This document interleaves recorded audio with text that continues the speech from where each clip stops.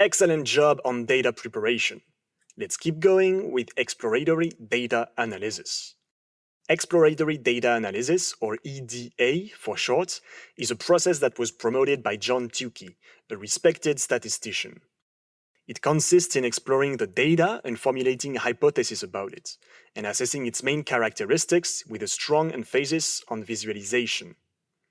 EDA happens after data preparation, but they can get mixed. EDA can reveal new things that need cleaning.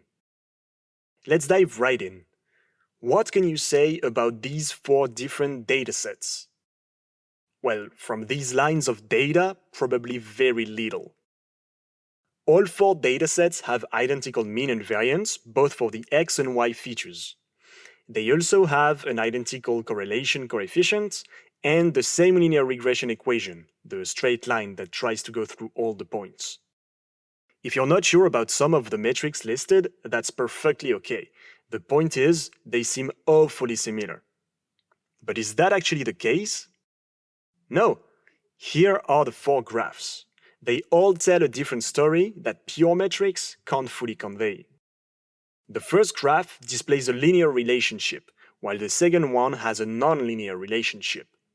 In the third graph, we see the linear line is thrown off by one point that has an extreme y value. A similar thing happens with the fourth dataset. We should have no correlation, but one extreme point is enough to display a strong one. In short, streaming through the data gives you little information. Descriptive statistics do better, but can be misleading, and visualization teaches us the most. That's why EDA relies heavily on this last technique. This was an extreme example to make a point, so let's now look at another dataset. Let's look at SpaceX launches. Let's look at the data behind SpaceX launches. The first thing to do is to know what features we're looking at. We have different information, such as the flight number or what the rocket transported. All already have the correct data type. Looking at your tables helps make sense of your observations. Can you notice the missing payload mass for the first 2 rows? It's always a good idea to calculate descriptive statistics. The SpaceX dataset is mainly qualitative, but we still get a lot of information. We have a count of 55 pretty much everywhere because we have 55 launches.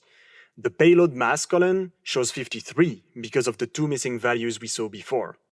Only 1 mission failed, and most of the time there is no attempt at landing. You could also calculate the average payload mass, or the count of launches per year. But you know what would be better for this last option? Visualization. In a glance, we can see that there were no launches in 2011. The count of launches then gradually increased before doubling in 2017. 2018 is lower, but remember we only have 3 months of data for this year. So it actually looks like it's going to double again. Now, this launch count is informative, but you probably have a couple more questions. How about count by launch site? Rockets originally launched from Cape Canaveral Air Force Station, but in 2017, most rockets launched from Kennedy Space Center Launch Complex 39. How about mission outcome?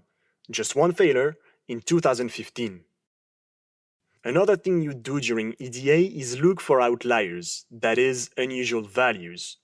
Whether they are errors or valid, it's nice to know about them, as they can throw your results off. Here we can see we have only 5 launches with a weight greater than 7,000 kilograms, when the average mass is closer to 3,800 kilograms. Now let's check your understanding of the EDA